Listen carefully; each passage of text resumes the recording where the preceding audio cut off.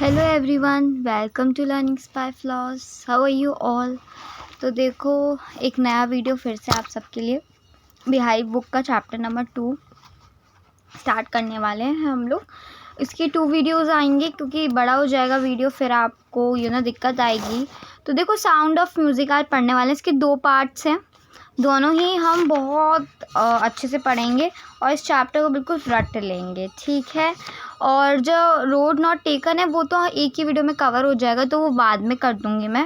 वो बहुत इजी सा चैप्टर है, लेकिन अभी फ़िलहाल the sound of music chapter 2 है, उस चैप्टर वाइज चलेंगे। Next video the road not taken ही होगा। तो चलो आज हम इस वीडियो को स्टार्ट करते हैं। तो जो मैंने पिछला द फन दे हैड डाला था, अगर आपको उसके एनसीईआरटी सॉल्यूशंस चाहिए तो आप मुझे कमेंट कर देना, ठीक है। ये समरी चाहिए। तो सबसे पहले ये स्टोरी है किसकी? The sound of music. अब यहाँ देखते हैं हम लोग। तो यहाँ पे एक लड़की है, पार्ट 1 है इसका। Evelyn Glennie listens to a sound without hearing it. अब आप सोचोगे कोई कौन ऐसा इंसान है जो सुन सकता है साउंड को लेकिन बिना सुने, सुन सकता है बिना सुने। तो ये थोड़ा सा बहुत ही अजीब सी चीज़ आप बोलोगे, ऐसे कैसे हो सकता है। तो जो एवेलिन ग्लानी थी ना, वो डेफ थी। डेफ का मतलब समझते हैं ना आप, क्या होता है? डेफ का मतलब होता है जो सुन नहीं सकता है। तो वो ऐसी थी। God may have taken her hearing, but he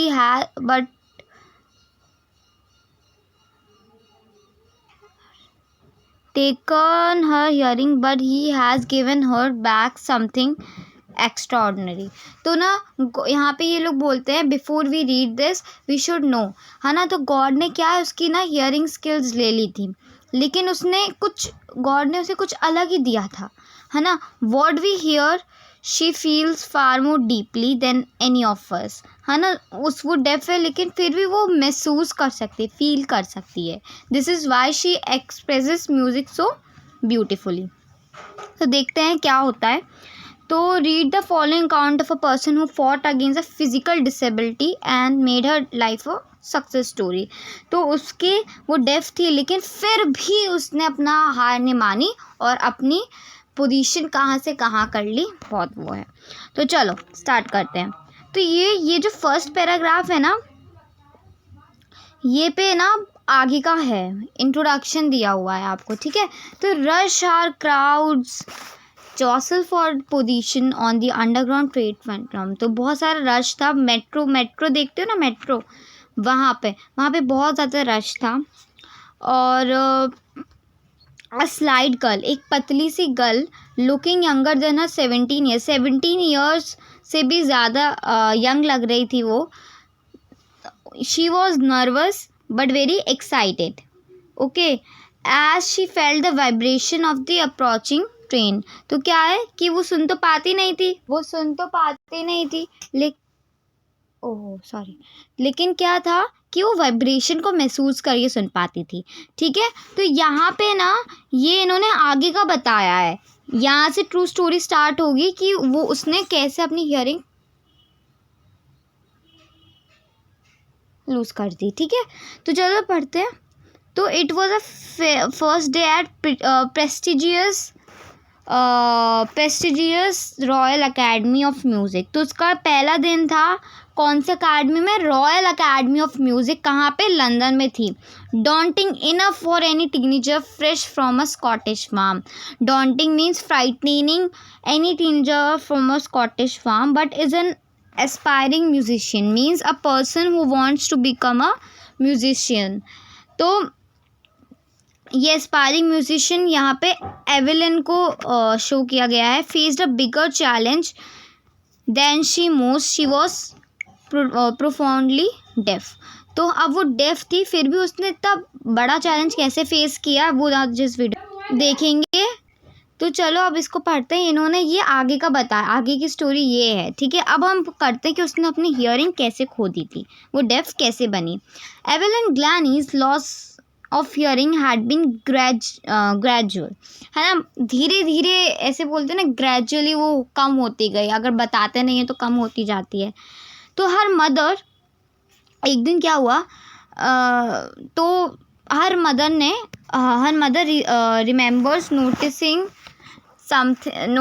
something was wrong with them when the 8-year-old Evelyn was waiting to play piano.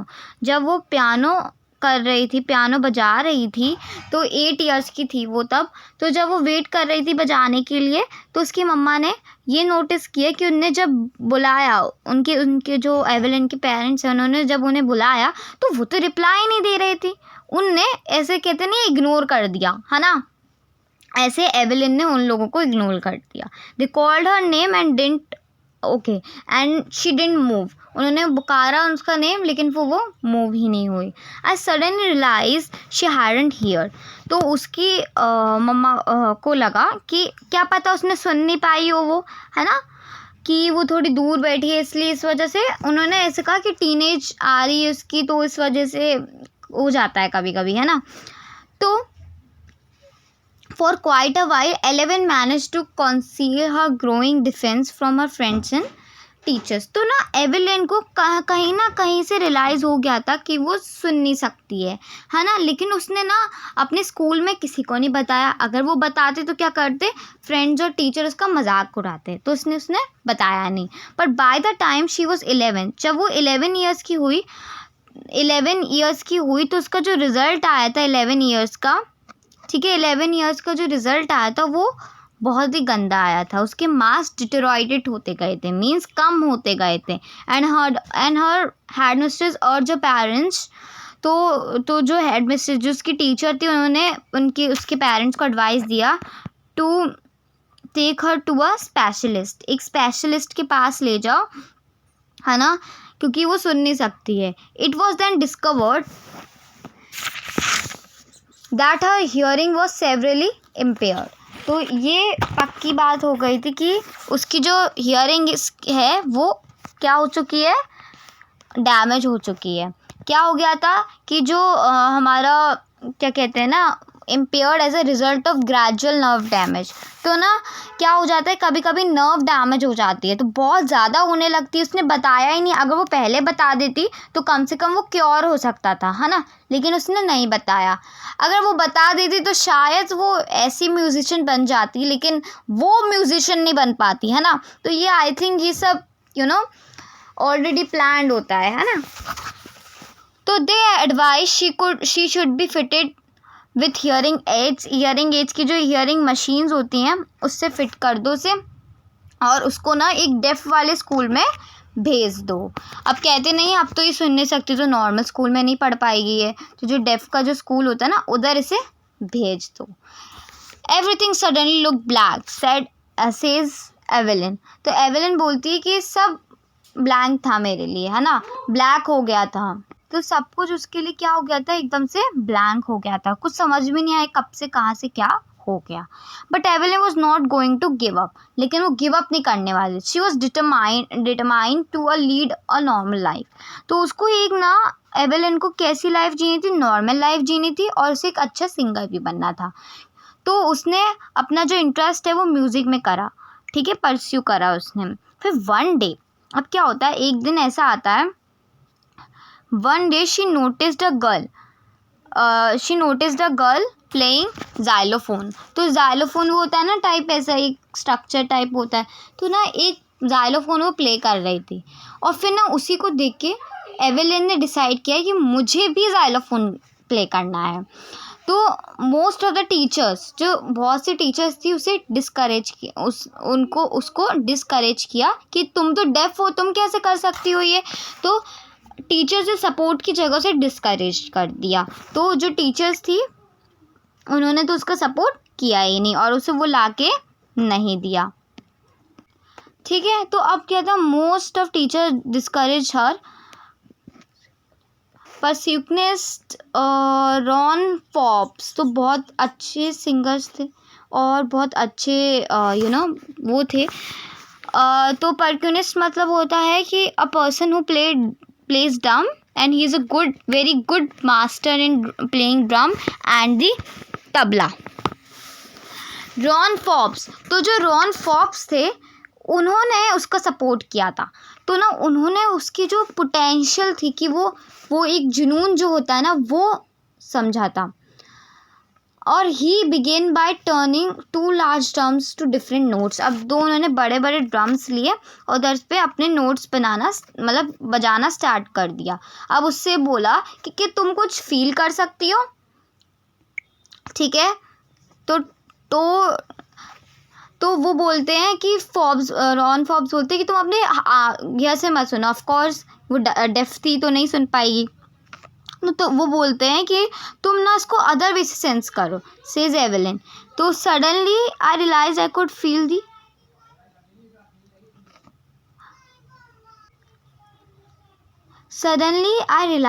Feel the higher drum. जो हायर ड्रम था वो अपने वेस्ट जो थी ना उससे उसको फील कर पा रही थी, और जो लोअर वन जो नीचे वाला ड्रम था वो वेस्ट डाउन से फील कर पा रही थी।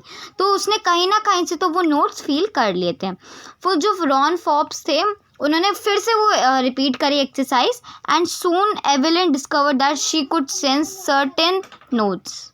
रॉन फॉब्स से उन्होंने डिस्कवर कर लिया था कि ना वो ईयर से तो सुन नहीं सकती है, लेकिन वो अपने अलग डिफरेंट पार्ट से बॉडी के वो उसको फील कर सकती है और वो समझ सकती है। I learn to open my mind and body to sound and vibration. The rest was sheer determination and hard work. तो बाकी तो वो कर सकती सुन सकती थी, बस अब उसका डिटर्मिनेशन, फोकस और हार्ड वर्क बहुत ज़्यादा ज़रूरी था, ठीक है। नेक्स्ट पैराग्राफ देखते हैं। She never looked back. उसने पीछे कभी मुड़ के नहीं देखा कि लोग उसके बारे में क्या सोच रहे हैं, क्या प्रॉब्लम्स आ रही हैं, उसने कुछ भी नहीं सोचा। She tour the United Kingdom with huge orchestra and by the time she was 16। जब वो 16 की होने वाली थी तब जो एक ऑर्केस्ट्रा मीन्स एक ग्रुप होता है, एक ग्रुप टाइप, जब परफॉर्मेंस करने जाते हैं हम कहीं पर भी तो एक ग्रुप में जाते हैं, तो वो ग्रुप में गई थी, 16 की थी तब तो, ठीक है। अब क्या हुआ, जब वो गई तो उसे बहुत अच्छा रिस्पांस मिला और उसने डिसाइड कर लिया कि अब वो म्यूज़िक को ही अपना लाइफ बनाने वाली है, अपना जुनून बनाने वाली है। She audition for the royal. अब उसने ऑडिशन किया रॉयल अकेडमी ऑफ म्यूज़िक के लिए, ठीक है। अब ऑडिशन देने लगे and scored one of the highest marks in the history of the academy. और उसने सबसे ज़्यादा मार्क्स हासिल किए। At the end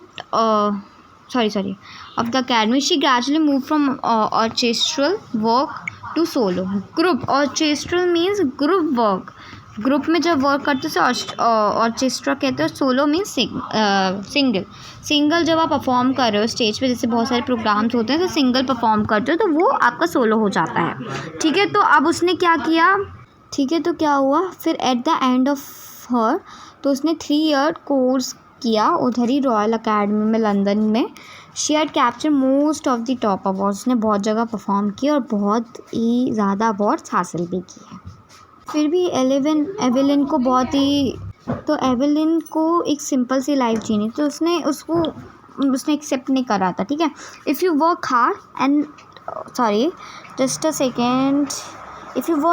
and know where you are going, you will be get there. अगर आप अपने गोल की तरफ बिल्कुल सीधे चल रहे हो, कहीं और डिस्ट्रैक्ट नहीं हो रहे हो, आप वो गोल ईजिली हासिल कर सकते हो। And she got right to the top. यहाँ से डेफ होने की वजह से वो यहाँ थी पहले, अब वो यहाँ से बिल्कुल टॉप पे पहुँच चुकी थी, रैंक फर्स्ट पे पहुँच चुकी थी सिंगर्स की, ठीक है। और the world most sought after multi परक्योनिस्ट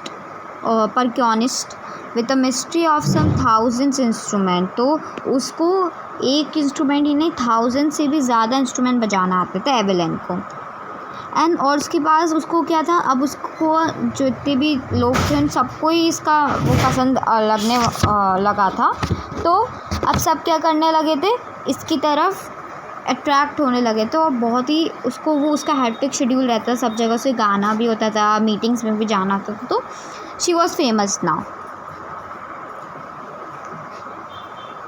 तो देखो अब हम यहीं तक ही कंटिन्यू करेंगे। नेक्स्ट वीडियो में हम नेक्स्ट करने वाले हैं मतलब आगे का रीड करेंगे और ये भी हम पढ़ेंगे, ठीक है।